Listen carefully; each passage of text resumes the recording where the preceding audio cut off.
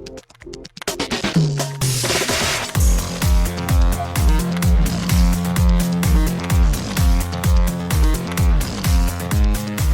and welcome to Too Fast, Too Forever. There's all kinds of family. We chose this one. This is episode 209, the Tune-Up, Relap, Recap, Lap 9. I'm Joey Lewandowski. I'm Joe, too. And this episode's brought to you by Jacobs Carports Incorporated. Jacobs Carports Garages and Metal Buildings is a family-owned and operated company founded by father and son Eugene and Paul Jacobs.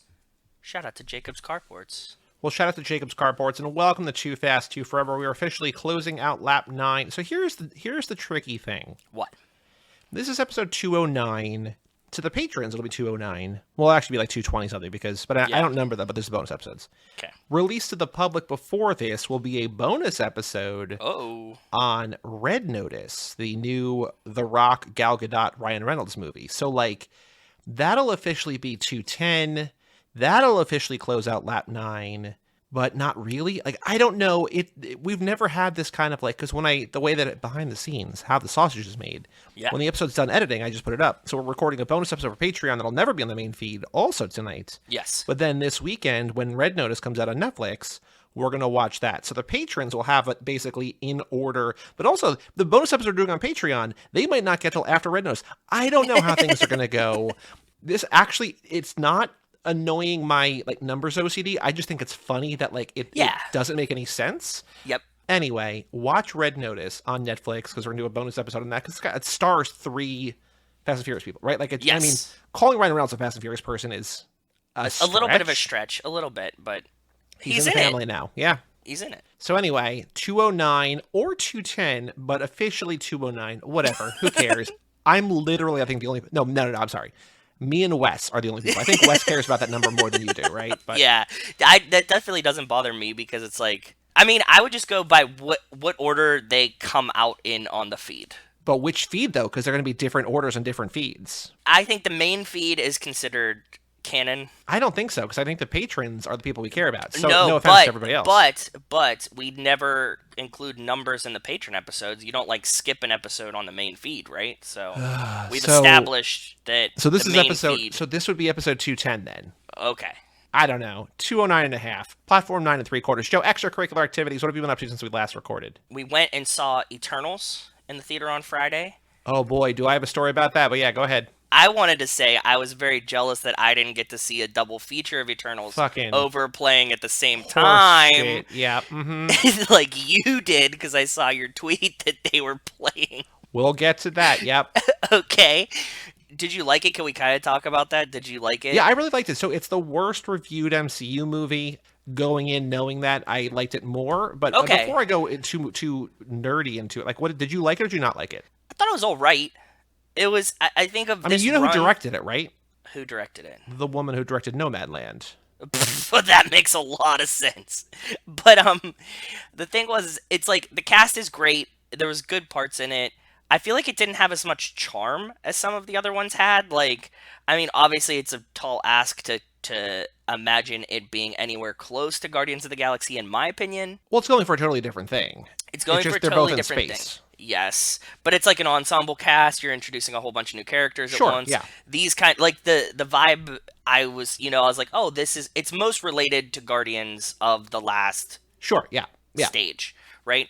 In what it's doing, and not how it's doing it. Yes. In what it's doing, yeah, for sure. So I was like, okay, it feels like a setup movie. Like I wasn't like, I didn't not like it, but at the same time, like coming off Shang-Chi, which was so fucking awesome, I was like, this one was okay. Because you have to introduce so many characters and establish them like so fast that I didn't have any care about who they were. Yeah. So like I was kind of like lost in that, like, and I mean, overall, I saw it. Because there's like 9 or 10 or something, right? There's a lot of them. Yeah, and the thing is, the way it plays out, because they're introducing everyone, you don't know really who's like good, bad, or neutral, or gonna, you know what I mean? Like any of these things at any point until like very close to the end. What else? Oh, I went and got a new tattoo that I was waiting to get for a very long time, so I was happy about that. Who are you, Mike Manzi? I know, I was thinking of the mic, sir, when I was doing it. And that was the funny thing, is, so I tweeted this, I think I spelled it wrong, because Rachel yelled at me. Sergeant, yes.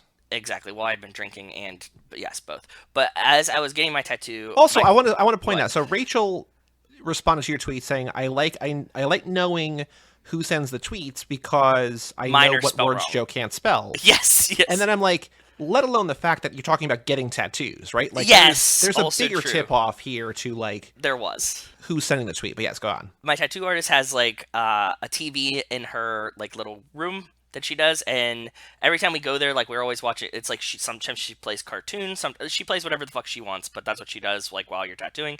And she's on a Monk kick right now, so we were watching Monk and fucking Sergeant Tanner. Right? Who is ever on a Monk kick? I don't know, but I mean, it's kind of like a charming, sweet show. Have you ever seen it? No, I'm not talking any shit about Monk, but I'm just wondering who in the world is like, you know what I'm gonna do right now. And she's not like a 70-year-old woman. Like, this is a show my grandparents watched all the time. So, like, she's like our age, maybe a little bit older, but like not much. And so she just like is watching Monk. It's really wholesome. I actually think that you would like the tonal feel of it. Like, it's not like a great show, but like. It's just like tonally like something that I think you would enjoy. Like it's if like Joe Pera met SVU, right? Like, and you get like a very toned down like, you know, Monk's neurotic and yeah. Anyways, Joe Pera back though, by the way, season 3 has started, has begun. Oh, and then the last thing I did was I told you that sports gambling has been legalized in Connecticut, and Rachel and I have actually been doing very, very well. So I took out a bunch of my winnings, and I bought 2 extra TVs to fully start transforming my house into the sports bar that I dreamed of living in forever. So now explain, like 2 small TVs, not like 55, they're 24-inch TVs. Yeah, they're 24-inch TVs. You know the setup of my living room. I don't think you've been here since I flipped it, but I have not seen the new setup. Yes. I've seen it via pictures, not in person. Yes, but you know the setup. So like Correct. On each side of the like my entertainment center set back in a bay window, and so like on each side I have a little bit of a wall there. So I put a 24-inch TV. They were cheap. They were like $100 on Amazon. Yeah, I put one. I'm waiting for the other one because one of them didn't work, so I had to return it and get the other one. I think it comes tomorrow. But it's been a lot of fun. Like I can put like one game on the side and one game on my. And what TV. Are they like built-in smart? Like you're just using the built-in smart apps, or how are you? What do you? Yes, that's what it was. So I got them on Amazon. They're like Fire TVs that are 24-inch for like $99 each. Yep. So like that's all that I just want to be able to look up and be like, okay, that's the score, and not have to change the channel. I've been doing that, and that's pretty much sums up what I've been up to for the past weekend. So I saw Eternals as well. Actually, I was in New York for work, which was fun. I went to this thing called NFT NYC, which is like an NFT. It kind of felt like a waste of time, but it was cool to be like in New York and like do actual like work. It was the first time I was in New York for work, which is cool, since the pandemic, which was nice. So then Thursday night I went to see Eternals, and I liked it. What you were saying is all true. I just think you can see the move that Chloe Zhao wanted to make, like this sort of like contemplative, slow-paced, whatever, and then Marvel being like, okay, you got to introduce this entire group, and then also like get us to a place where like shit breaks bad in a way by the end, right? Yes. So like, it's all wildly tough, and I think comparing it to Guardians is fair, but like this was like, hey, they're all like in the. This movie starts with an opening text scroll, and I'm like, oh boy, Jesus Christ. Yeah. And I'm like, okay. And then it like goes into a spaceship like it's Star Wars, and I'm like, all right. But like they all were created at the same time, right? Like it's not like Guardians were just like, it's Peter Quill like finding people, and like you pick them up every 10 or 20 minutes in the movie. This is just like, there's 9 of them, get used to it. It's just like, okay. Yes, I like the movie. I like the ideas in it. I thought it was really funny that this had become like such a talking point because of some parts of the movie which were severely overplayed because they were minimal throughout the movie. Well, yeah, like there's a gay superhero. Paperboy. The movie's not playing in China because of that. Yeah. There's a sex scene for I think the first time maybe in an MCU movie. It's a hetero sex scene, so relax, China. I mean, also Paperboy, right? Paperboy is. Yeah, I was super hype, and I think Atlanta, the new season, is supposed to they're officially working on it, right? Even though Donald Glover's on Twitter like. People out here saying Dave is on par, just like, dude, relax. No, but just calm down. Like he's coming off bad. He's, Yeah, but I understand. I understand his frustrations. Not a good look. It's not a good look. It's also not a good look. That seems like something that you were sitting there drinking with your friends and you were talking about it. And much like me spelling Sergeant Tanner wrong, that this is a tweet that you just send out Well, yeah, but we have 300 followers as opposed to whatever 300,000 yes, or something. Exactly. But this is something you'd be sitting there being like, motherfucker, this is a completely different thing. Like, just because we're both like rappers at one point, like, does not mean these should be compared. And yes. Oh, I thought you were saying you and Donald Glover were both rappers at one point, and I'm like, hold on, I lost the analogy here. Sorry, yeah. Okay. I was saying, like, he has a point, it's coming off badly. So, watching Eternals, and I will say it is at a point, so the movie's 2.5 hours long. Yeah, good. What point was it at? I want to know. So, like, 90 minutes in, where without spoiling the movie, it is where, and I just told Joe, I cut that part out, but it's where a very big thing happens. Like, not that the movie doesn't have, like, important things happening before that or after that, but kind of like the point in, like, a movie where it's just like, yes, oh, this is what the rest of the movie is going to be about, right? Yep. That happens. God, what an awful part to get. Suddenly, there's 2 pictures on screen. Like, the movie keeps playing, and then I guess, like, the next reel, quote-unquote reel, even though it's a digital projection. Yes! How the fuck does this even happen is what I was more wondering about. So I've been on Twitter searching for Racer Trash. We talked about that on the Speed Racer bonus episode. Yes. Because Racer Trash basically has not done a show in, like, a month and a half. They were supposed to do something like a month ago. They backed out. There's something I think they're doing this weekend, maybe, but I'm not sure. But I've been like, where's Racer Trash? And so this happens somewhere else, and everybody's just like, who let Racer Trash into the projectionist booth? Which is like, so there's this. So it's a very pivotal thing, and 2 things are playing over top each other. And like, is it from previously in the movie or further along in the movie? No, I think further along. I'm pretty sure. But it's also it's chaotic because, like, your brain can kind of follow, but it's also like, was the audio both playing or just no? It's only one audio. I think. Okay. I think it was current audio. I don't know, because there's like 30 seconds or a minute where the audience, because it's opening. It's a Thursday night before it opens. Yeah, so it's pretty crowded. It's not overly crowded because it's, theaters are still not 100%, but like pretty crowded. And like 30 seconds or a minute goes by, and people are just like, you can sort of hear like rustling, and then like 4 different people like all kind of like sprint out of the theater or like go get help, right? And this guy comes in like 3 or 4 minutes later. He's like, "Sorry guys, we're working on it. I'm so sorry." Movie's still playing. Okay. And we're just sitting there. He's like, if you have to go to the bathroom, now is a good time. And so a couple more people leave, whatever. And the movie's still playing. And the movie's still playing. And the movie's still playing. He's like on his walkie. And now we're like probably 5 minutes after he's come in, which means we're like 8 to 10 minutes since this started. And like the movie's still playing. And we're nearing the end of the movie kind of. And it's the climax or whatever. And like the sound is playing. And we're like, stop the movie. He's like, we're working on it. I'm like, how is that not like an immediate just like pause button? Yeah, or like kill the sound. And still playing. And they're like, he's like, I'm so sorry for the inconvenience. He's like, they finally get it to stop and the crowd cheers. Okay. And he's like, okay, so do you want to rewind it? We're like, yeah, fucking obviously. So he's like, how far should we go back? They're like, the scene in Alaska. And he's like, okay, cool. He's like, is this good? We're like, you didn't rewind it at all. It just was still exactly where it stopped. We're like, no. So he goes back like way too far, but it's fine. Because, that's a very Rachel thing to do. Oh, I mean, God. It's so like they had to probably rewind like 12 minutes and then went back like 20 minutes. So it's not like insane, but it's like we have to rewatch a lot of it. That's Rachel's favorite thing to do to me. Oh. And it's also like, it's annoying because like, there's a value in rewatching movies, even like quickly, like, oh my God, I love that, I'm gonna watch it again, whatever. But not when like what you just watched was 10 minutes ago, right? Like it's just what.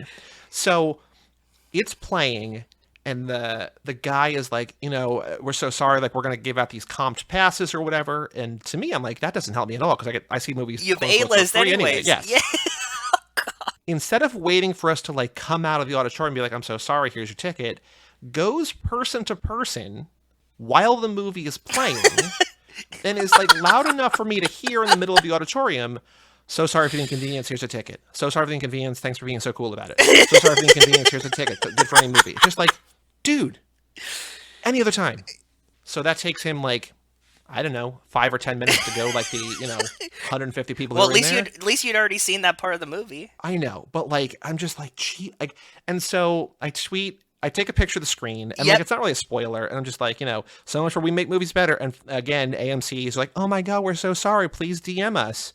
And so I DM them. I'm just like, it's the same fucking theater. It's the 4th time in a month. Yeah. They had a pretty, like, this is the biggest issue. They're like, that's obviously not our intention. We're so sorry about that. I'm like, okay, and?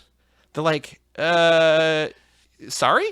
I gave the ticket to Bob because we recorded a lottery pod, but I'm just like, I don't, like, again, I'm not saying that I should be, like, overly compensated for my time, but just, like, I don't know, kick me, like, a free popcorn or something, yeah, right? Dude, just, like, if they were like, here's a soft pretzel and a popcorn next time you come to the movie, you'd be like, okay, it's a little bit better, right? And, like, what's it gonna cost them? 35 cents? Like, nothing. Jesus. Anyway, are you gonna ever go back to this? Like, this AMC is cursed, I mean, I dude. went back. So after I see Eternals, I go to another theater down the hall. I see Ghostbusters because they're the original Ghostbusters. Okay, cool. Because the new Ghostbusters is coming out. Fun, cool. There's 5 people in that theater. Went off without a hitch. Even though there was like a 4-minute like Jason Reitman and Ivan Reitman, the new director and the original director, like father son, like joking, and it's like, this is the most uncomfortable thing I've ever seen. Just like, I remember being on set when Dad was making this movie, and just like, oh, I don't care at all about this. But then I went back to the theater again on Saturday because why not? What else I got to do? And I saw Spencer, the new Kristen Stewart as Princess Diana movie. Fucking incredible. She's so good in it. The movie's great. I like this Kristen Stewart. I think she's a good actress. She's great. She's great. Yeah. This guy also made Jackie with the Jackie Kennedy with Natalie Portman, which I also thought was great. And this guy also made a movie that came out last year called Emma, E-M-A or Emma, which is a Spanish language sort of dance drama. It's also great. Like he's had 3 of the best leading performances I've seen in a movie like in a while, and this guy just keeps bringing them out. So shout out to Pablo Larraín for making these work. So that's awesome. Yeah, man. I'm excited. Yeah, I'm definitely gonna watch it. I like Kristen Stewart. You know that we are Twilight fans. Yes. One other story. So on Sunday, we streamed Fast and Furious Spy Racers: The Rise of Shifter, the new racing video game, which we'll talk about in this episode. Not a separate episode. You'll know why in a little bit. Yeah. Duke dropped by very quickly before he went out with his family, and Alex was there, and Wells was there, and Justin was camping with his family. He couldn't go, but we had a couple people show up to watch this game, I guess. Yeah.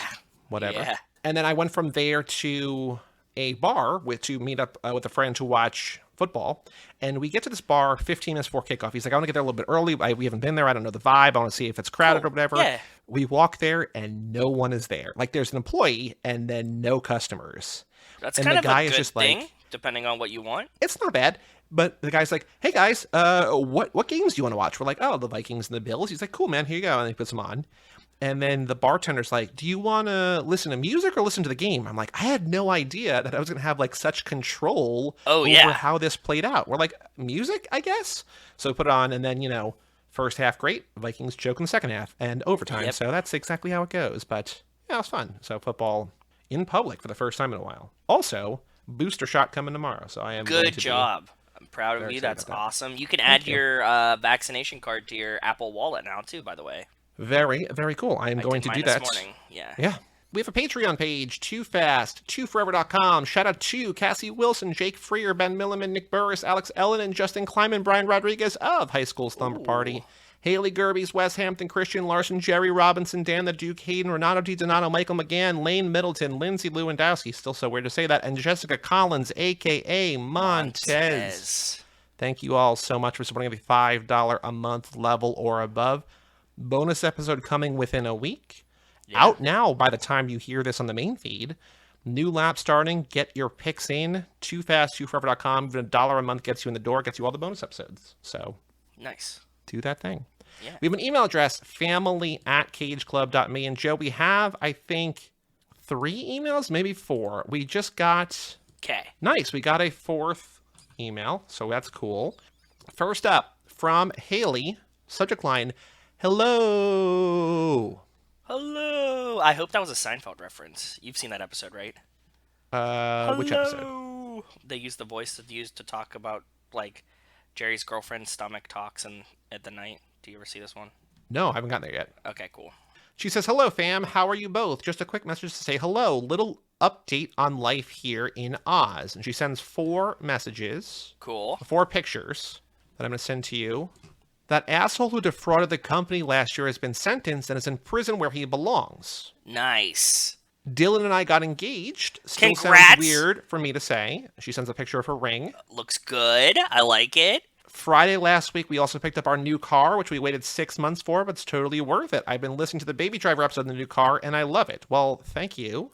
This new car thing is so cool. Good looking car. So this is like, oh fuck, I forget what she called it. It's a Toyota something, but they don't make them in America. It's kind of like a more sporty RAV4. That's what it looks like, but it's like, I don't know. They don't have this specific car in America. When she was like shopping for them, she was telling me that she was thinking about this. It's like this was one of her options, and I forget what the name of this is, but she like said it, and I was like, I don't know what the fuck that is. She was like, it's a Toyota car. She's like, do you not have that? And I was like, we do not have that in America, like not by that name at least. So yeah, it's pretty cool off-roady thing. I like it a lot actually. I think it looks cooler than a RAV4. The thing on the side in the second picture, in the bigger picture, like that black thing that's coming up, it looks exhaust, I guess. No, I don't think that is. Is it? It looks like it's coming from the engine and it like shoots out the top. Yeah, I don't know what that is. I want to know what that is. Don't know. She says the construction industry has gone batshit crazy. It's making work 10 times harder than I'd like. Sorry. We managed to refinance the house. We're paying less on a mortgage. Winning. I just did the same thing, so congrats to you as well. That's awesome. We now also have summer on its way. I hate winter so much and would take a 40-degree day every day if I could. Well, 40 degrees by you, different than 40-degree here, even though Joe is a metric. Fuck. 40 is hot. 40 is like a 105 Fahrenheit. Yeah. I am so pro converting everything to the metric system. I fucking hate the imperial system. It's so stupid. As you know, my fridge is set in Celsius. I would set all of my things in Celsius because such a baby. Why? I don't know. I got nothing to say. So okay. She says, I've attached a couple of photos of the car and stuff as I wasn't sure if Joe had shared them with you, Joey. No, he did not. He likes to keep you all to himself. I do, yeah. Keep the amazing episodes coming. They continue to put a smile on my face more often than they should. Speak soon, Haley. Well, thank you, Haley. Thanks and there's for also a picture of the cat, too. George. Yeah, he's a cutie. He's a cutie. Next email. Oh. I was like, oh, new listener? No, not new listener. This is from TeePublic, which I thought this was very funny. Okay. Because it's an automated thing. And it's a subject line is like in reply to or regarding, earn a chance to be featured on the TeePublic homepage. I'm like, oh, that's cool. Okay. She says, hi, Too Fast, Too Forever. It's been a month since we last chatted. Note, we've never talked to her. Never talked to her. And I wanted to check in with you and see how things are going with hitting the goal of 100 total sales for the calendar year. Well, as we talked about, not well, Hannah. You still have a couple more months to hit 100 sales, which will get you a spot in our 2021 hot sellers featured on the homepage. I was like, oh, so this doesn't apply to us. Cool. Yeah. I forgot that I started this, but yeah. Yeah. Well, shout out to you, Hannah at Sacco at TeePublic for sending that in. I also do want to say, though, that Jerry just sent an email while we've been recording. My first shirt ordered. Took advantage of a t-shirt for $13. Can't wait to it arrive. He got the Brian's Supra, the new logo design, on a good one. Asphalt gray, which is a perfect color. So shout out, Jerry. Thank you for kicking us a couple bucks to support this obscene renewal fee. Yes, and thank you, and happy birthday. His birthday was a couple days ago. Happy birthday, Jerry. I saw on Instagram he posted a couple really cool pictures. So yeah, he looks like shout out to Jerry. He had a nice dinner there too. So. And our last email today is from the man who showed up on Sunday with 2 minutes left of my stream, Mr. Wells Lamont. Subject line, hey everybody. He showed up after you left. I'm like, hey, yeah, Wells, I was cool. like, we're done with this, right? And you're like, yep. And I was like, okay, cool. And then like I go to pee, and you sent me a message like, Wells is here. I was like, well. So after we'll talk about the game, but after we finished the story, and I was just doing some races, I was like, okay, this is going to be the last race, and I got to go to the bar. And then, like, as I'm, like, in the final lap, Wells shows up. I'm like, okay, I guess I'm doing one more lap. Yeah. One more race. Wells says, can't wait for the F&F doc in 10 years or so. There's like an 8-hour documentary that's also a huge book called Crystal Lake Memories, where they interviewed everybody from the Friday the 13th movies to like what they thought about like making the movies. And like that's different than this because like with a few characters or a few actors that go to a couple movies, like it's largely entirely different casts. Yeah. So it's different from here, but there's still enough people that you could be like, hey, Chad Lindbergh, what was it like shooting the first movie? Hey, Hector. Keiko Kitagawa, right? Yes, Hector, exactly. I'm jealous you guys have seen F9 5 times. I've only watched it twice. I'm about to buy the DVD soon and catch up with you guys. Well, I hope it's from Deals All Day at Rasputin. I do too. Go a little bit slower than we did, just as a recommendation. We'll talk about that in the back half. For sure. Sure. Yeah. Every time I watch 2F, it gets more and more ridiculous how they, A, had Brian say, I said forget about it, cuh. Yeah. And B, how Singleton made it even weirder by zooming in on Brian's face as he says it. John, R.I.P. to the legend, Jeff thought he was making Brian cooler, but in reality he was giving us a line that would live in infamy and one of the reasons I fell in love with the film. I sent a meme to Joey the other day that was specifically that scene, and it was when the Packers asked Aaron Rodgers if he got vaccinated, and it's just forget about it, cuh. Like, so hope you enjoy that joke as well. I'm at my parents' house talking to my mom, and long story short, she's telling me a story about how her family never had sweets or real butter, and her friend had real butter, so she'd eat it over at her house all the time and blah, blah, blah, who cares? So she's telling me the story, and she's like, I'd go over there. She had 2 refrigerators, a pantry full of snacks. There was food all over the place. I stopped her and said, food all over the place? What does that mean? She said there were snacks and candy bowls in every room of the house. Ah, dude.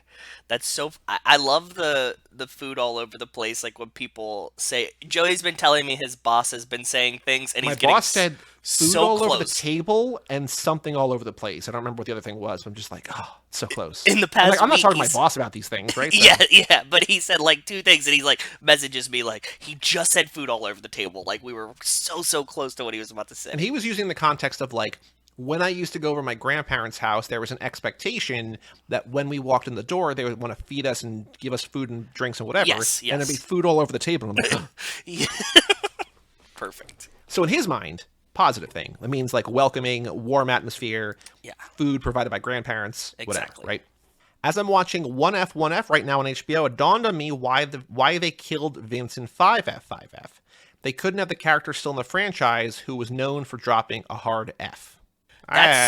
Maybe. I don't think that's a huge deal, but I agree with you. I don't think it's a huge deal because it's not like he didn't do Kramer on a stage. Even though the Kramer thing was apparently, I don't know. Yes. Yeah. I try not to think about that because I love Kramer so much, but yes. Yeah, it wasn't him doing this as a person. Yeah, it's not Matt Scholes being like, oh, look at this F over here. It's just like, it was saying a the lines that somebody else wrote, right? Yes. Ja Rule's responsible for like half the soundtrack of 1F. I just peeped. It's definitely early 2000s for sure. It is. Is there no rule about staying in your own lane in quarter-mile street racing? Because Dom was halfway in the next lane at one point. I dock him half a second, so I think Brian actually should have won the race. I don't know. It seems like anytime you see like street race, again, I've never been in the street racing world, but anytime that I've seen any videos of it, they kind of stay in their own lane, except in Fast and the Furious. I mean, it's usually a straightaway, like, quarter-mile straight-ahead race, right? Like, yeah, and they take, like, the left lane and the right lane. Because also, you think about it, if you go out of your lane, you're driving further than you have to. Yeah, it's literally the quickest route is a straight line. Yes. Maybe he's doing it to make it harder for him. He's like, I'm so much faster than you, I'm going to go out of my lane. Yeah, well, and the no passing thing, like, kind of blocking them off. Like, I get that when there was, like, 4 of them, and they're kind of, don't pass me, but... He says, do they use F-bombs in all the movies? We talk about that a lot. Who gets the fuck? He says, there's no way I shouldn't know this, but I can't think of any right now, and I haven't watched any of them in a month or so I'm drawing a blank. Ja has a hard fuck you then, that I feel was another thing that died after 1F, but I could be wrong. No, it's in every movie. Yeah, there's... Well, not every movie, but most movies. There's one that doesn't have one, but yeah, you get one fuck every movie. The Rock has one. The Rock, in his first scene as Hobbs, says, stay the fuck out of my way. Yeah. Hobbs and Shaw say, no fucking way. I think there's one in F9, too. Helen Mirren in 8 says, I'm fucking thirsty. There you go, yeah. Who gets it in 9? I don't remember, but I heard it last time we were watching the movie. I have to go through my notes. And then there's 6, 7, and 9 that I can't think of right now. One of them, you're right, does not have it, but I can't remember which one that is. I think maybe 4? It sounds like it would be maybe 4. No, I don't know if 2 or 3. I'm thinking like since... I don't know. I have them in my notes. Yeah. I'm just not going to open it up. But yeah, no. Wells, like most of them have 1 because you get 1 in a PG-13 movie. And they're always like kind of like, it's not like fuck you. It's like one like. Wait, do you know the other thing that like you can say fuck you, but if you say I'm going to fuck you, yes, it's R automatically because it can't mean sex. Yes. So dumb. I know. Says, okay, bros, hope all is well. I'm in the middle of catching up again. I fell behind, but I'll get back soon. I've been helping my sister move, and it's been chaotic. But anyway, I'll see you bros on the other side. Peace, anus, you anus piecers. Well, thank you, Wells. Good to hear from you, as always, brother. I'm glad you're doing okay, and good luck helping your sister finish moving. Yeah, and if you want to email in family@cageclub.me, we'll read it on the next episode with an intro, which will be The Fast and the Furious Lap 10. Also, by the way, we said happy birthday to Jerry. I think Justin just had a birthday too, because he bought a bunch of new coffee machines. He was sending me pictures of the new coffee machines. A bunch of new machines? Yeah, a bunch meaning 2. He bought 2 new espresso makers, and I think he said he bought them for his 40th birthday, or his wife said he bought them for his 40th birthday. It's really cool, actually. It's this like espresso maker that's like a hand pump. It looks like a Beats pill. You know what I'm talking about? Yep. Mm-hmm. Like the speaker. Yep. And you like pump it on the side with your hand, and it like you put the water and the beans in, and then you just like pump this thing. And I was like, oh, that's really interesting. I wonder how it works. And he's like, here, and he sent me a video of like him pumping the coffee to show me how it worked. So happy birthday, Justin, if it was your birthday, and I think it was. So happy birthday. I know that they were taking one more. It might have been for his birthday, but I know that he emailed to say about Spy Racers he wasn't going to make the stream because they were trying to do one more camping trip before it got like too cold. Yeah. And I told you that I told him, I'm like, how can you deprive Hank of his favorite thing in the world, the Spy Racers? And he just laughed. But I hope you had a nice camping trip, and happy birthday if it was. So it was, yeah, I think so. Joe, on the streets, news about the Fast... Oh, Too Fast Too Forever Shop. Also do that. But on the streets, news about Fast... I got so much. Okay, so first off, hold on. We got to do... There's one gigantic news piece. We got to break down in monumental detail this goddamn... post. Vin Diesel Instagram post. I was actually just guesting on my friend's podcast, The Wolves, Whole Lot of Wolves, about the soccer team. And one of the last things he asked me was talking about this. And I was like, Joey and I have not discussed it yet on our show, but it will come out soon. And I talked about my thoughts there too, but go ahead. I'm going to read this on the 7th. When was this? This was Sunday. Within 10 minutes, we had been sent by both Lane and Mike Manzi. You should go check out Vin Diesel's Instagram. So Vin posts on Instagram, my little brother Dwayne, the time has come. So first off, kind of condescending. My little brother Dwayne. Kind of condescending, a little bit, just a bit, just a little bit. Very condescending, especially, that's how you begin. Yeah. The world awaits the finale of Fast 10, which, does that mean that it's going to be 10-1 and 10-2? I don't know. I don't know. I think it means that there's one. What do you mean? Well, because there's 2 movies left. We know there's 2 movies left. I think that he's just considering it one piece, one art piece, and if they happen to split it into 2, doesn't matter to him. Okay, so he is an artist. Yeah, it's 10-1, 10-2. I think that, yes, I'm agreeing with what you first said, yes.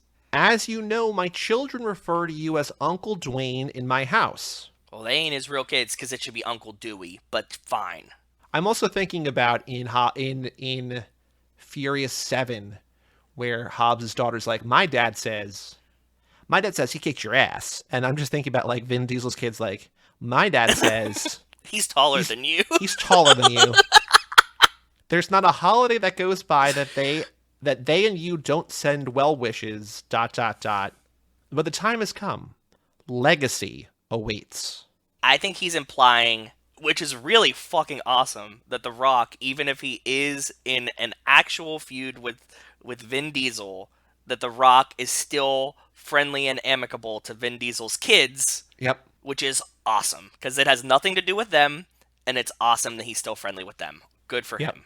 Which I think kind of proves, some things that we're not... Yes, but yes. Yeah. Legacy awaits. I told you years ago I was going to fulfill my promise to Pablo. I guess that's Paul Walker? Yeah. Okay. I swore that we would reach and manifest the best fast in the finale that is 10! Exclamation point. I say this out of love, ... But you must show up. Do not leave the franchise idle. You have a very important role to play. Hobbs can't be played by no other. Double negative.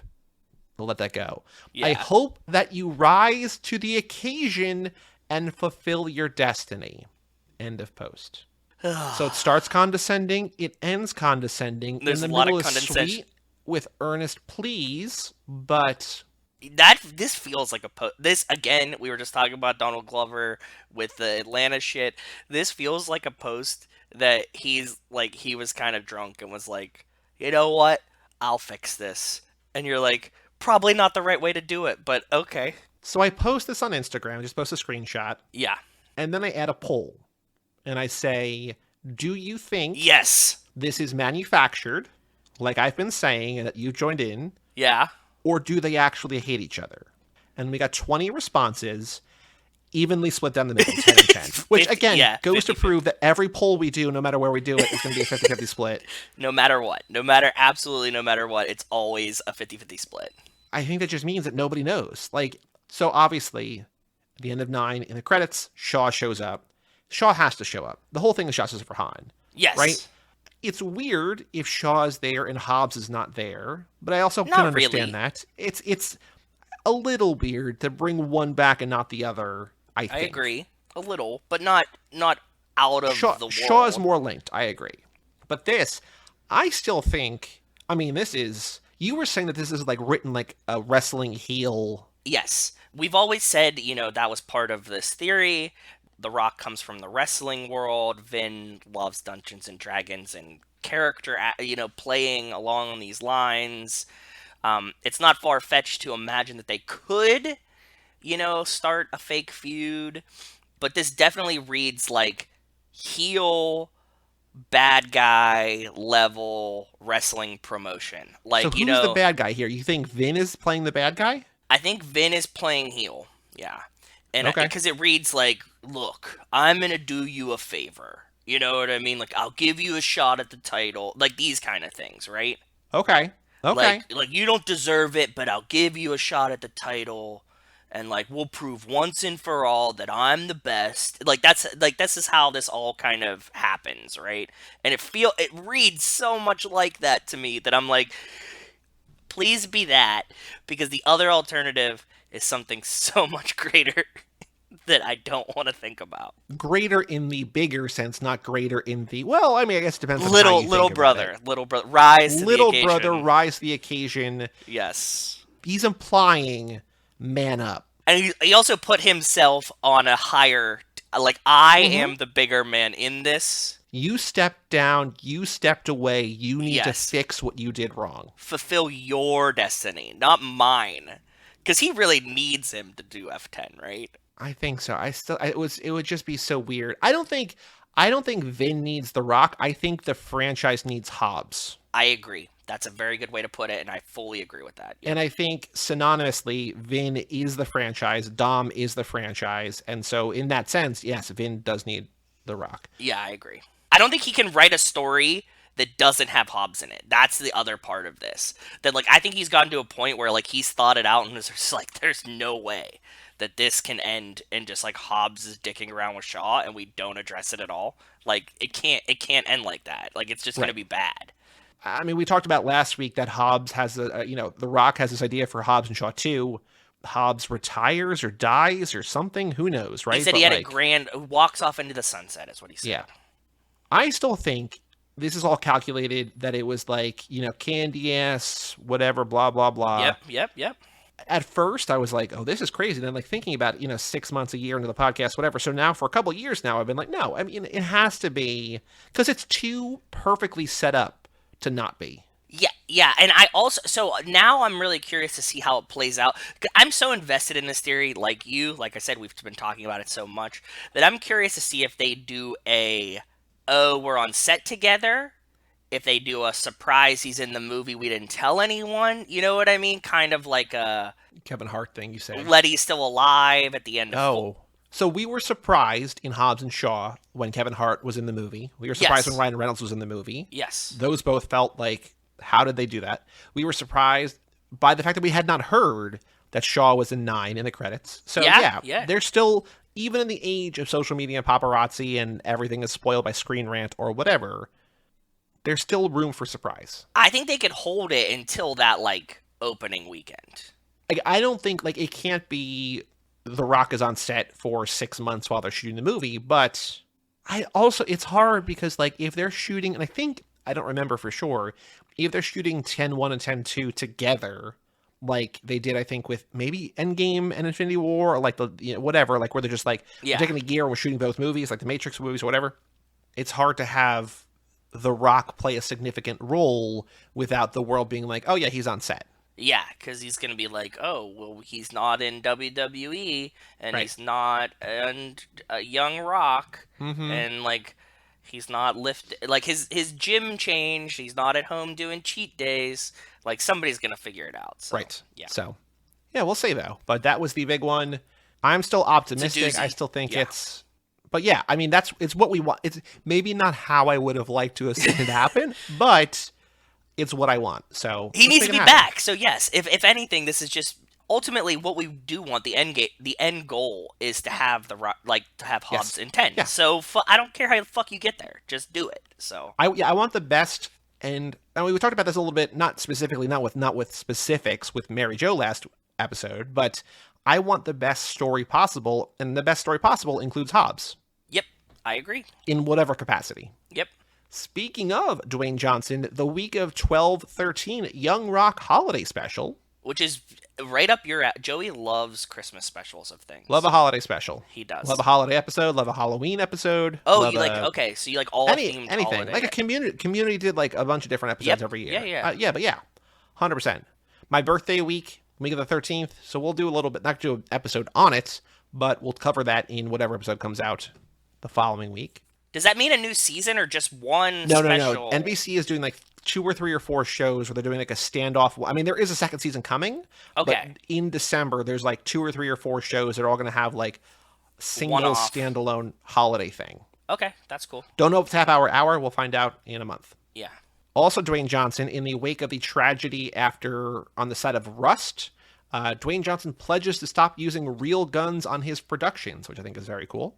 Yeah, that was really fucked. And, like, I don't know why you need real guns or live ammo on a movie set ever. I thought the same thing. I was like, how are we not using prop guns? I have no idea. I mean, like, or just no ammo. Well, I don't know. I don't know anything. I don't know shit about guns. I know less about guns than I know about cars. Like blanks for sound? Is that what you're trying to say? And, like, actual, like, to see the gun, like, explode or whatever. Like, I think you need stuff. I mean, I know blanks can also like hurt people too, right? Like, I don't. Yeah. Again, don't know how that happens. Why are we using real guns, and why are there real bullets anywhere near those real guns? Exactly. In the world of CGI, like, what are you accomplishing that you can't accomplish with CGI at this point? Like, just like it's like this is the thing that's like, if you can save a kid, would you not do the one thing to save a kid? Like, if we could save one person on a movie set, yeah. I granted, it's never gonna happen. But if it happens once, you're like, you killed somebody on a movie set. So, like, let's never do that again. And I think that's where we're getting. And I think, individual people like The Rock coming out saying, or Dwayne Johnson saying, none of my sets. And he can kind of like, Yep. Yeah, like steer them into this. I agree. Another bit of news, Gal Gadot playing the evil queen in Disney's live-action Snow White. Oh, interesting. Man, it's going to be very difficult to find a fairer woman than Gal Gadot. Mirror, mirror on the wall. It's like, yeah, no, Mirror's just like, no, yeah, it's still you, Gal. Like, you're still the fairest. That is Snow White, right? Mirror, mirror on the wall. Yeah, who's the fairest of them all? Yeah, Snow White. So so just to find someone who's fairer than Gal Gadot, it's like, good luck. The other thing in this I think now might make the most sense to talk about it. Now available digitally and disc-wise, Spy Racers: The Rise of Shifter video game. Yeah. $40. It's available. Thank you to our patrons for supporting us so that I could use that money to buy this game. Yes. Joe, what are your thoughts on it? I think that it gave me big Cruisin' USA vibes. Sure. Wes and you and I have talked about Cruisin' USA. I forgot that they had kept making them. Like, I didn't know. Yeah, there's a new one that just came out. Yeah. Yes. I don't say that as a compliment to it. No. Like, I remember playing Cruisin' USA, like the very first one, when, there was very limited racing games out compared to now. Graphics weren't very good. And it's, kind of repetitive. You would get new paint jobs on your cars, and that's how they would, like, get faster. Kind of had the same feel here. So this came out on Friday. Yeah. The same day that Forza Horizon 5 came out on early access for if you pre-ordered certain versions, which is now out for everybody. And I was like, I know you're not gonna. I don't want you to actually watch my Twitch stream on Forza Horizon, but I was just like, just watch for like a minute, just to see, because I know this isn't everything, but the Forza Horizon 5 game file is 114 gigabytes. Yes. Fast and Furious Spy Racers Rise of Shifter is 2.93 gigabytes. Yeah. And I know that's not everything, because some of my favorite game, like Spelunky, is like 280 megs, right? Like it's tiny, but like in a car racing game, there's a difference. We loved talking to Andy Tudor last year. The Fast and Furious Crossroads game was panned by many critics for not being a great game.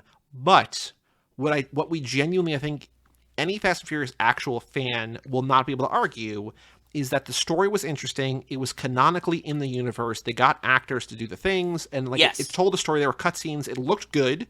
The racing was. I've played better racing games, other car games, yeah. But it was interesting and had a story and was like 5 or 6 hours long. It was like a little like a side series or like a spin-off movie type situation, and from that I can say nothing bad about it. It was cool in that sense for sure. This game, you're in the Spy Racers hangout in the lobby, which you can't explore. It's just the menu. And then the story, quote unquote story, is 4 Grand Prix, just like in Mario Kart, with 4 races each. Yeah. And then 1 single race in VR. And before each, there's a 30-second cutscene.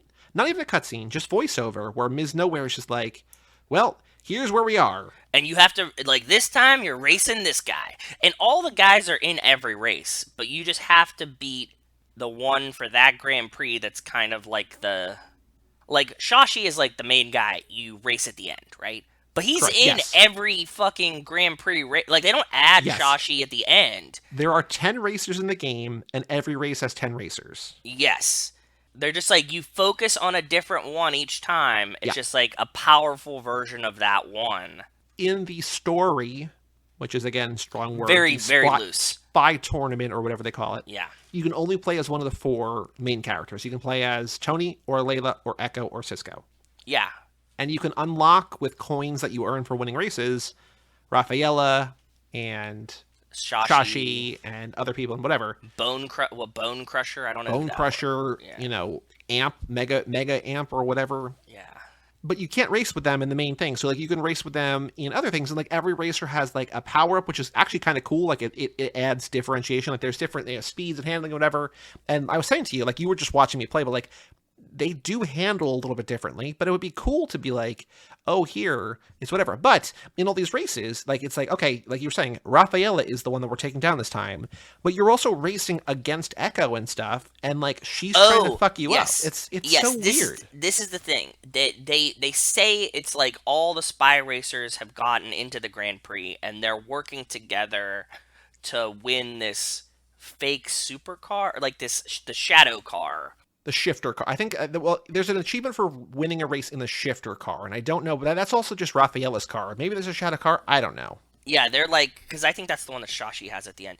So they're like, yeah, you're racing to this, and like you guys can band together and like win these races. But the AI is fucking you up. It's not like you guys are a team working it's not like, exactly. It's not like in the Tour de France, where they're like, okay, we're going to like basically let Lance Armstrong draft off of us to like let him rest and then like accelerate or whatever when he needs to. As a this team. Is like no, we're gonna shoot you with paintballs because that's what the game is meant to do. It's just like what? Yeah, so it's a free for all. It plays like a Mario Kart. Yes, exactly, but bad Mario Kart. Yeah. The game is, you can do all of the entire story, which is 17 races, in about an hour 45. And then I played for about another hour or so to get all the achievements. And I'm like, okay, cool. I'm done. The worst part, though. Go ahead. And I don't want to be critical, but like this disappointed me as a fan of the franchise. And I think you too, where it's just like, it's such a shitty cash grab. Yeah. Which people said about Crossroads. A lot of people said this about Crossroads. But I will defend Crossroads forever. I will defend that Crossroads had an idea and you might not liked what it was doing. Yep. But it had intention. Yes. This feels like they put a Spy Racer skin on a game that existed, created nothing new, They shot 4 cutscenes. Oh, the other thing is, so like we're talking about this, they had like this is what I was building up to. The worst part of the game. Go ahead. Yeah, I hope that we're on the same page. The worst part of the game is that they do have voiceovers from the characters. Yep. But it's one phrase. Yes, and I don't remember, even though I heard Tony say his... I have the notes. Hold on. I have them. It's basically the Kirk Cousins You Like That, but, like, good or bad. Okay. Tony just says, ha, jealous. Yes, whether he does a thing or gets hit by a thing. Doesn't matter. Ha, jealous. Because it's like Mario Kart, where instead of shells, there's like paintballs. Yeah. And instead of like the blue shell, one of the racers has a thing that, like, no matter where they are on the track, you can hit the guy in first with the paintball. So, like, I'm half a lap ahead in the 3-lap race, and then I get hit by paintballs with nobody even remotely near me because, like, the game's like, yeah, you're too far ahead. Yep, every time. But getting hit, Tony would still say, "Ha, jealous?" Like, no. Not jealous. No. Yeah, so they had one that they say during the race, and it like repeats it like on loop over and over and over again. Yes. And then there's one when you when you just finish a race, and he says like, "That's racing Toretto style." Echo says, "Yeah, this is dope." If she's getting hit or doing things, doesn't matter. And then she says, "Oh, snap at the end." Snap at the end. Layla says bye-bye, whether she's getting passed or passing someone. Doesn't matter. Which is, that is a reflexive. That can go either way. So, not good, but at least it's understandable. Yeah, but, okay. She's just being friendly. Just being friendly. And then when she finishes, she says, "Told ya I was the best." Cisco, now they splurge a little bit here. Cisco has a few. He says, "This could be my best race, whether you're in first or last. Doesn't matter." He says, "Yeah, son. Yeah, boy." And then, "Oh, no." Which, again, not a lot, but more than everybody else combined, right? When we heard, like, you picked Cisco last, too. And when we heard them, we were like, oh, God, finally, they have more than one exclamation. We said, "Yeah, boy," and "Yeah, son." Oh, yeah. When it happened, I said, this might be their best race yet. Exactly. So, don't buy this game. It's... short. There's nothing to add. Not good. There's nothing to add. Yeah. Again, I would say if you're interested in the story, we did an episode, we talked to Andy Shooter. Even if we didn't talk to Andy Shooter, I still think the playing Crossroads or watching a walkthrough on YouTube, like a playthrough, it's worth the time. Is worth it. This is not. Also, this game was made by 3D Clouds. .it, an Italian company. An Italian company, and as we were playing, Alex was with us, and he was watching along, and he and I are, Googling through 3D Clouds. My favorite part of it is if you want to Google 3dclouds.it, they're all wearing aprons in the picture that they took to show their video game making studio. Why they're wearing aprons, I have no idea. What are they crafting? What are they making, cooking? I don't know. But it pretty much sums up what I feel about that going on. And they also made some other games, and we found one that looked pretty much identical to what Spy Racers was. So it seems like they kind of just rendered the cars from Spy Racers and put it in whatever engine that they had made for this game. So also, the first credit in the closing credits scroll is CEO. The first four credits. Yeah, for the CEO, and then it's a couple other things, other jobs he's had. It's just like, okay. Yeah, it's like him CEO, him producer, him something. Yeah. Anyway. There you go. That's all you need to know about Rise of Shifter. So the only thing to do before we take a break is the Too Fast, unless there's any other news that you have seen, but I don't think we talked about that. That's the longest news segment I think we've ever had. Yeah, it was a deep dive for sure. Yeah. But Too Fast, Too Furious minute 35, minute I called Put Your Blouse Back On. It's a good title.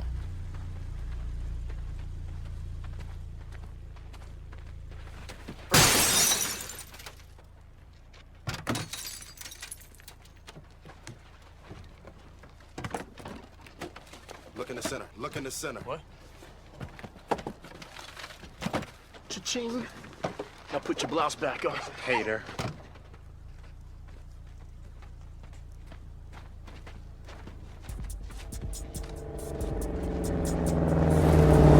Shit.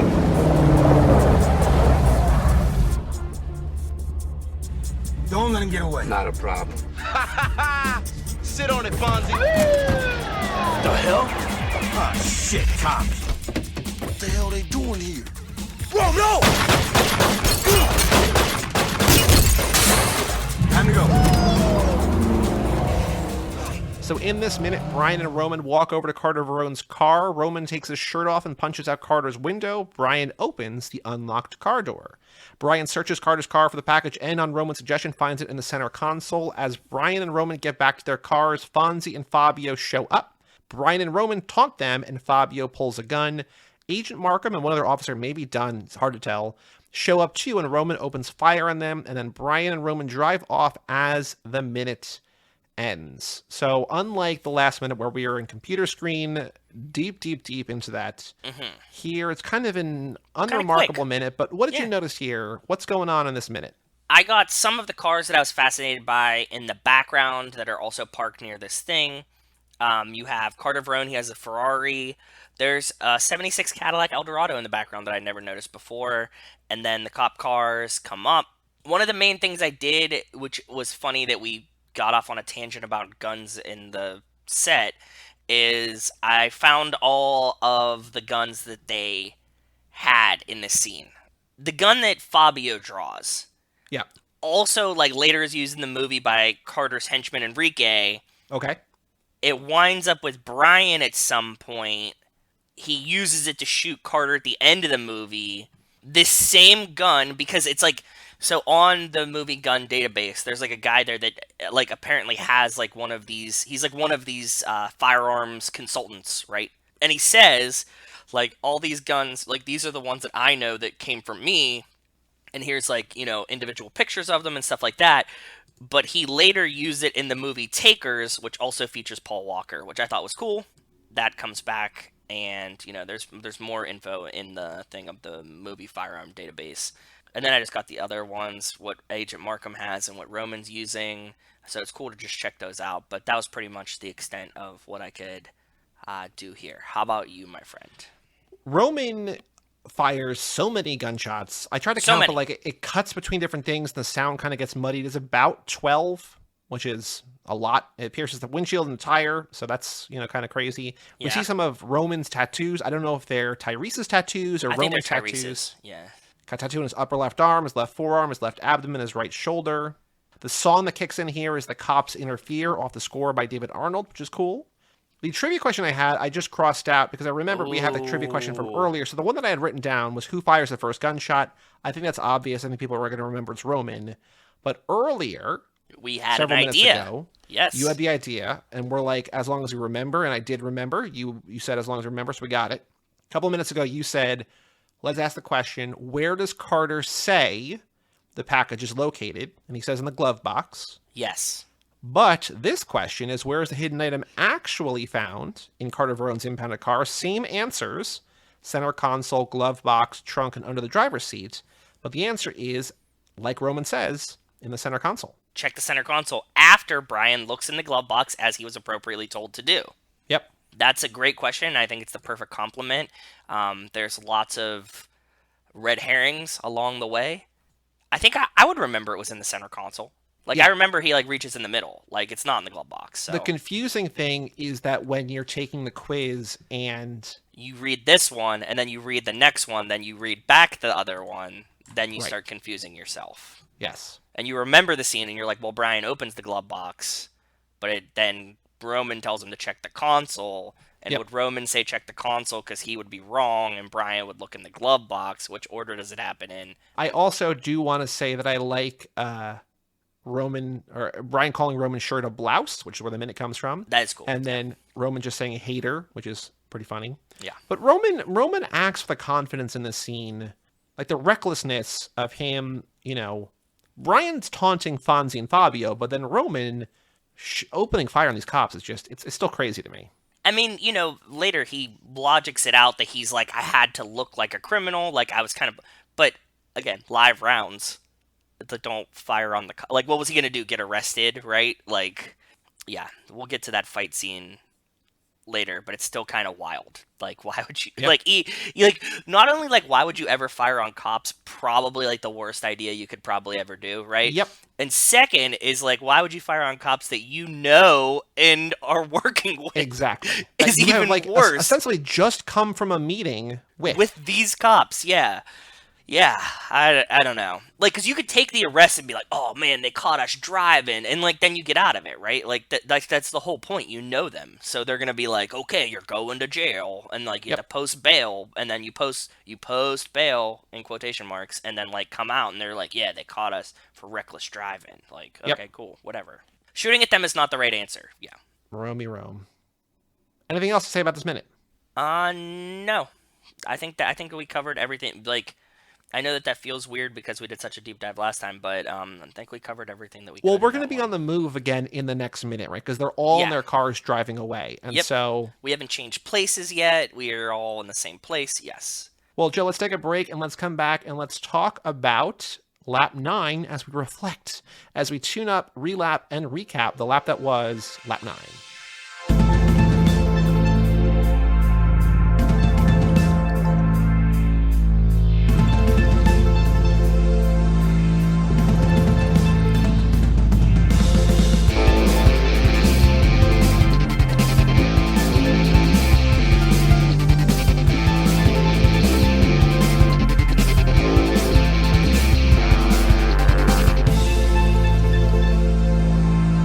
Welcome back to Too Fast, Too Forever.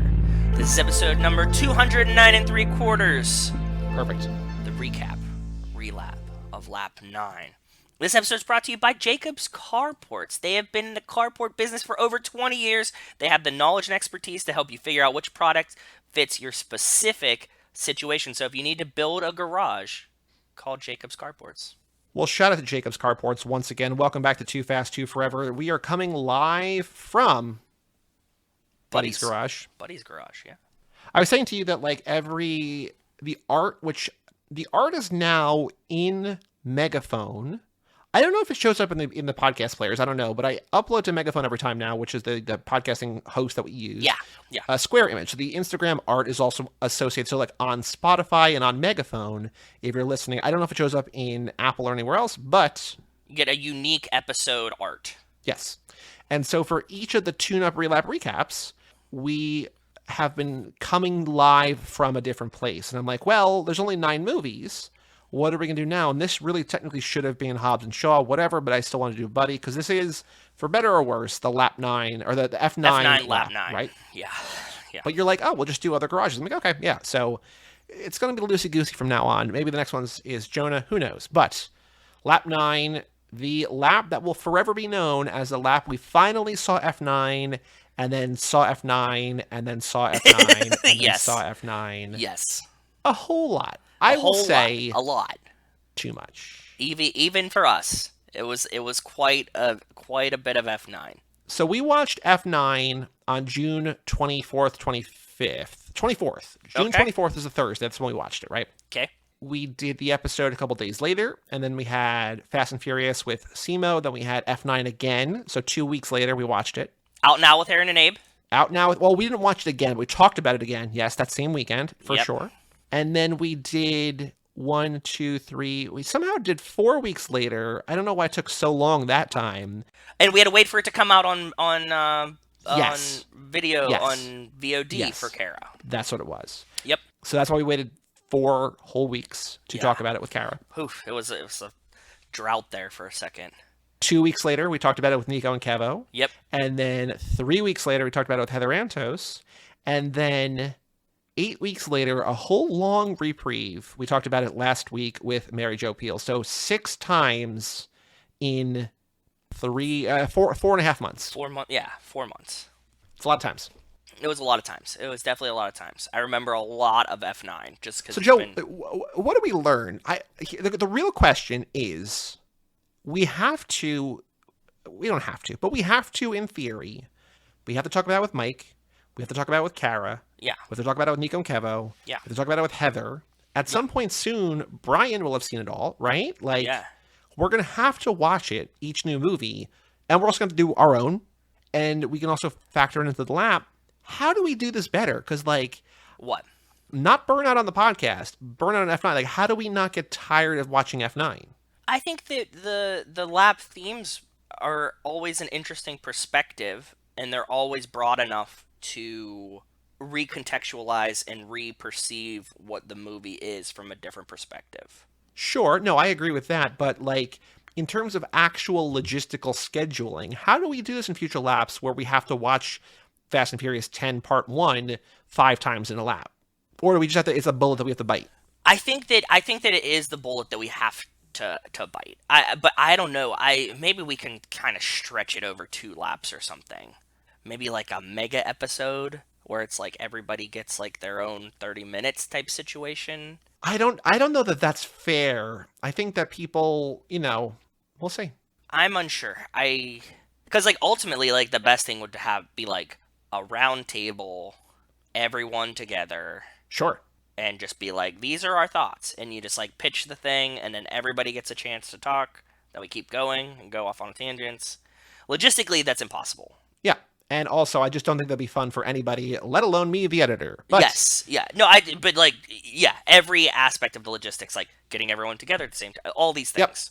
Yep. Like, do like a Comic-Con panel. That would be the ultimate way to do it. Yeah, I think we have to just continue on like we were doing, but I think that maybe splitting them and dragging it longer would be a smarter idea. Because, we also, it kind of makes sense to savor it as well, right? Like, I agree. Yeah. This was our first experience with an in-canon franchise release. Well, because we did it with, we had Hobbs Shaw here, but we also we weren't at the deep point, enough, yeah. Yes, where we had enough people who needed to watch it with us, quote unquote, needed to watch it with us. You know what I mean? So yes, yeah, this is a different situation, but it's one that we're going to have now for every movie because we've watched every movie with a lot 4 of different people, and I'm counting Nico and Kevin as 1 for scheduling, right? And then Brian will soon be 2. Yeah, so it'll get there.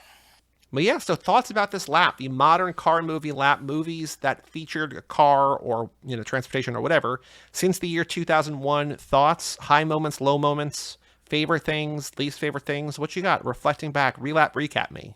We did a lot of fun car movies. I think watching this actually gave me greater appreciation for the classic car movie lap. Even though you've established on a recent episode that you are a basic bitch that likes the new Candyman better than the original Candyman. Yes, yeah. It, Gemini nature, man. Plays one way one day, one way the other day. We did a lot of great movies this lap. There's a lot of modern car movies that I enjoy.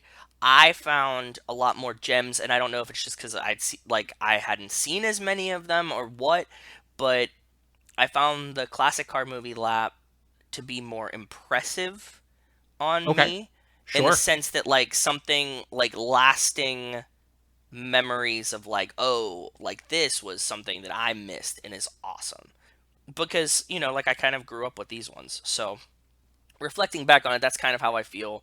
I think we had, even beyond like classic car movies, I think we had some great guests this lap though. Like we did some of the best episodes we've ever put out, I think, that came in this lap along, like down the line, like some just great guests and great episodes and tons of new interesting perspectives. And F9 definitely gave us a whole new breadth of things to think about and talk about. I think it's the best lap we ever did in that sense, for sure. Yeah. Somebody who I think matches our enthusiasm, our passion in different ways, but Mark Hoffmeyer, who just did his whole thing on Cliffhanger, like, yep. I was sort of joking, but also serious, like just all the movies that he's doing, these crazy Reddit or Twitter deep dive, graphic, infographic, whatever things on, like, they're all in the vein of what we do here. So he was great. Simo trying to live up to that height was a lot of fun. Mary Jo, last episode. Getting awesome. Garrett Smith officially cemented as fan favorite Garrett Smith, right? Yeah, Garrett's always a great time too. Like, it's just down the line, man. I think that these were like some of the greatest conversations we've had. Like, they really Tori were. Great, Drea great, Aaron great, yeah, Chewie great. Drea, yeah, holy shit, that was a good episode too. She's awesome. My podcasting co-host over on How to Win the Lottery, Bob, coming in for Need for Speed. Yep. It was a star-studded event for sure. Because what I also do like about the overwhelming amount of F9 is that it gives us a reason. I mean, we're going to have every lap. We're going to have Brian and Mike on a couple times, but it's like, oh, here's another one on top of that to talk about. People are like, have Nico Keva back, have Heather back, have Kara back. Like, people that we've had on a bunch, but like, there's a reason, like, you're contractually obligated to do this thing, right? So yeah, exactly. Yeah. Do you have a favorite pit stop movie that we did this lap? You wanna refresh? Do you want a reminder of what we did? So from the beginning, in lap 9, we have Need for Speed, which is Nick's patron pick. Then we had Bumblebee. Need for Speed was a slept-on movie. That was actually a really big surprise. Like I said it on the episode. That was one that I told my friends, like, I don't know how the fuck we missed this. That was probably my sleeper pick. But go ahead. Even off the jump. Go ahead. Imogen Poots Fan Club. Yeah. Fuck yeah. Bumblebee. Yep. Patreon bonus episode for Torque, which we are all just like, okay. Yeah. Cars, Patreon bonus episode with the Tokyo Mater short. Yeah. Ka-chow. Burnout or Borning, Larson's patron pick. Yeah, which was interesting. Definitely something I'm glad that I watched. Mad Max Fury Road, one that I didn't have an original thing, so I just talked about that with Charlize, but, you know. It's excellent. Yeah, it's just a fucking great movie. The weirdest one we watched all lap, Holy Motors, bonus episode, Patreon. Holy Motors, yeah. Yeah, definitely weird. Definitely weird. Yeah. That's the one with the gremlin in the... The gremlin? I mean, the guy that, like, bit the... Yes. All this thing. Mrs. Ryan Gosling. Yes, correct. Ava Mendes. Yeah. Monica Fuentes. Yeah, that's a movie that's stuck in my head. Like, there's parts of that movie I will never unsee. Then we had, of course, because it is a month of the year, we had Fast and Furious Spy Racers South Pacific. Yeah, because it's a month of the year, yeah. We had Haley's patron pick, The World's Fastest Indian. With, super wholesome and cute. With, Anthony Hopkins as just a grumpy old man, basically. No, he was like a wholesome old man. He was just kind of like bumbly. I would say bumbly not more grumpy. than... Yes, he was grumpy at moments, but yeah, overall, just like, I'm going to do my thing. She's like, okay. Yeah, he just wanted to fucking be in that race, man. The world was grumpy to him. That's right. Yeah. Then we did Speed Racer bonus episode with Garrett. Movie. Yeah, talking also about racer trash. Yep. Speed Vapor. Then we did Herbie Fully Loaded, Michael McGann's patron pick, the Lindsay Lohan vehicle. Yeah. Yes, reduced. The bad one and the good one, Redline. Redline was Alex Ellen's the bad one, his patron pick. And then Redline, the good one. He was actually I was talking to Alex this week, and he was talking about how he and friends in college, I think, were trying to watch Only Goss Forgives, and they stopped watching. They're like, well, we can't. This movie's terrible. And I'm like, well, you know, I was underwhelmed the first time, but when we watched it for Boyfriend Material, I loved it. And he was talking to the same friends or whatever, it came up, and he's just like, his friends were like, but you made them watch Redline? Like, you know, there's a difference between not your taste and objectively bad, right? I think that the new Redline was a fascinating thing to dive into to learn all the history of it. So I'm not upset about that at all.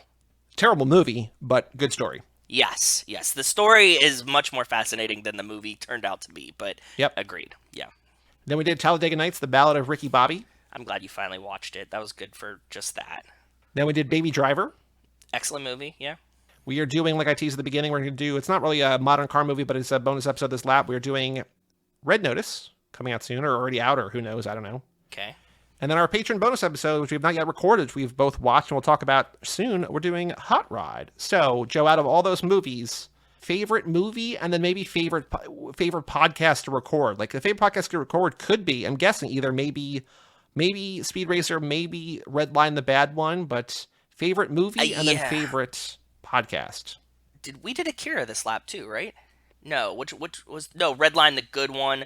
Redline, the good one is very memorable. We did Akira in the Tokyo Drift lap. Yes. Sorry, I was thinking Akira meaning Redline. I think Speed Racer is probably best movie and best. Okay. I think that's a double dip for sure. Especially with the Garrett and Racer Trash. Yeah. Yes, all of that down the line. You know that we're big Racer Trash fans. And that one's behind the paywall, so you gotta go to toofast2forever.com to listen to that. I think Need for Speed is the most slept on one. Sure. That I think it was much better than I expected or thought. That was a great pick by Nick. Redline was interesting, and Holy Motors are two movies that like I won't forget watching. Like those, like Redline the bad one or Redline the good one? The good one. The animated one, yes. Both of those are things that stand out as like something that I'm like, wow, that is something interesting that I hadn't thought that was going to be, haven't seen before. There's something new there for me that I'm like, holy shit, this is really awesome. I loved watching Baby Driver for the third time, I guess, but for the first time for this podcast. let's see here. I'm looking forward to Red Notice. I know it does not have a lot of great reviews. I'm looking forward to that. I loved Hot Rod. We'll get to that as well. But yeah, the animated Red Line is crazy. I think you did a great job summing it up. I love watching Speed Racer, and I love watching Racer Trash especially. Yeah. Holy Motors, fascinating. Fury Road, awesome. Always, yeah. But I mean, if you know what I mean? Like, there were some of them that we knew were going to be like home runs, right? Like, these are great movies. We've seen them before. I was trying to like think about like things I hadn't seen or things that were interesting. Yeah, what was new to me this lap? New to me this lap was Burnout, Larson's movie. Yeah. Tokyo Mater, which doesn't really count. Red Line, World's Fastest Indian. Yeah. Herbie Fully Loaded, Talladega Nights. Yeah. I would say, without being mean to our patrons, because I did enjoy, I'm glad that we watched all of them, but the movies that I had seen before I liked more than the movies I saw for the first time. Well, I mean, come on, we were picking fucking home runs here. Mad Max Fury Road and stuff. Like, come on, like that's... I get it, yeah. Yeah. I mean, Mad Max Fury Road is Speed almost Racer. Single-handedly the reason that Mike and I did watch The Throne. Right? Exactly. Like, which turned out to be painful because sexism in Hollywood is real, so, yeah, very true. Any other thoughts on this lap? We have to unveil next lap's theme. Are we doing rankings? The patrons know, and we have rankings. Yeah. So that's coming up. I mean, I don't remember how this goes. I'm not going to listen back, but we're going to do that. We're going to do next lap's theme, and we're going to do rankings. But anything else to talk about with this past lap, the modern car movies lap 9 of Too Fast, which I will say, I think I said maybe on air, I don't remember, the second longest lap that we... No, sorry. The longest lap we've ever had. Yes, yeah. Because with in all the the Missing F9s. Pieces Letty lap with Nico Kevo was almost as long. It was only 4 days shorter. We did way more episodes because we were doing 2 bonus, Yeah. 2 episodes a week. This was just because we did F9 so many times that this was 175 days. Normally, there's no reason for anybody to know this. Normally, like a lap is like 120, 130 days. Like the next lap is going to be supposedly 133. But 175, so this is like a 6-month long lap, which is crazy. Very long. My final thoughts is, I've said this and I've beat around the bush, but like I need to say like overtly that I think this was a great lap. I think all the guests were great, and that's total compliments to Joey doing all the work and scheduling and stuff like that. So as much as I'm saying it's great, and I hope you guys thought it was great, that's all him. I'm just like pointing over there. Well, we figured out a new way for you to help a little bit in that regard for future laps. Hopefully it does work. Hopefully, yes. I don't remember if it actually worked for next lap or not yet. I know we got a little bit of traction. I'll keep digging. You'll see. We got your Wolves friend coming up next lap. But Joe, yes, next lap we are doing, which I feel like we announced, I don't know, like a year ago, probably. Maybe. No, for sure. Like I don't remember. Go ahead. I'm excited for it. The Shaw Brothers. We are doing the films of Jason Statham. Yes. Of Luke Evans. Yes. Of Vanessa Kirby. Yes. Of Helen Mirren. Yes. And... Or movies actually made by the Shaw Brothers, which are the old martial arts films which are that some of my still exist. Fucking favorite movies, dude. Some of my absolute favorites. Like, I love all these. These are like a lot of movies that inspired all of the Wu-Tang albums. You probably heard Joey and I talk about them before. We've watched a bunch of them in our film club. There was channels on Sling and Pluto that just play pretty much Shaw Brothers movies all the time. Big fan. They're fucking awesome. And I will say that our first pit stop is probably the Shaw Brothers movie. So next week we're doing The Fast and the Furious, but the week after that, in our first pit stop of lap 10, we are doing the 36 Chamber of Shaolin, which is obviously a Wu-Tang Enter the 36 Chambers, right? Yes. Yeah. And it's a great movie, too. It's basically just a movie that's entirely training montages, and it's so goddamn cool. It's so fucking cool. All of these ones, didn't we? What was it, like Return to... There's like a couple of them, right? Like, we watched a bunch of them. It was like Enter the Shaolin, Return to the 36 Chamber. There's like a bunch in that series, right? Isn't there like... He does like 3 of them? I think so. We have right now, unless I'm missing one, at least 3 of those kind of movies do this lap. Okay, cool.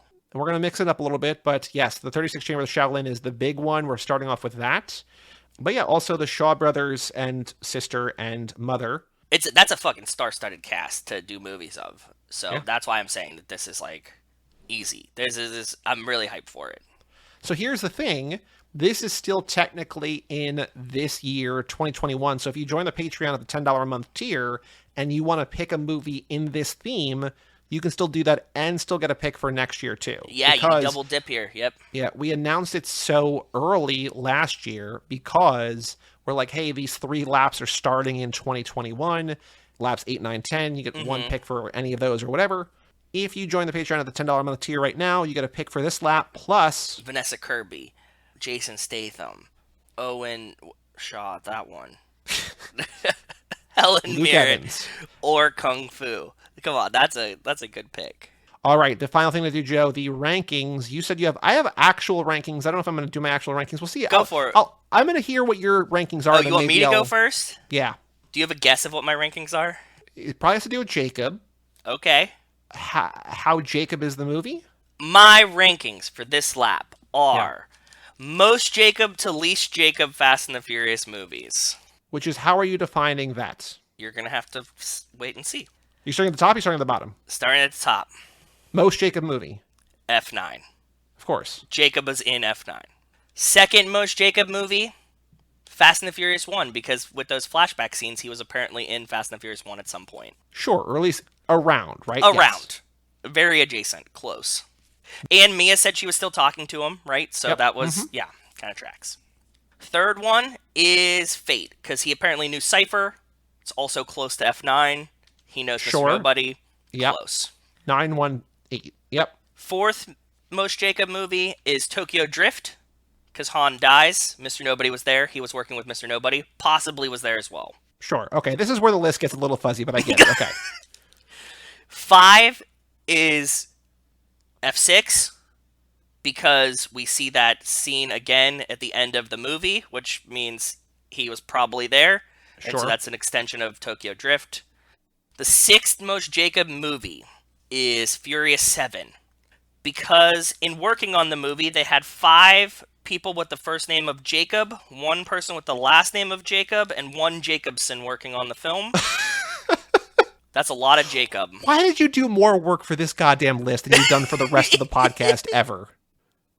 Please continue. 7th most Jacob movie is Fast and Furious. 2 Jacobs worked on that movie. Okay. 8th one is F5. We only get 1 Jacob and 1 Jacobson. And the 9th movie is Too Fast, because there's no Toretto's in that movie at all. That's the definitive list of most to least Jacobs Fast and the Furious. So the least Jacob is 2, which makes sense. There's no Dom, there's no Mia, there's no anything. I didn't include Hobbs and Shaw because I didn't, but... I have actual rankings, and this is just kind of how I'm feeling right now, and it's, there's some fluctuation. There's some that's just not going to fluctuate, I don't think, but you want to guess my rankings? No, I don't. I don't know how you're feeling about it. Can I guess where 9 is? Can we do that part? Sure.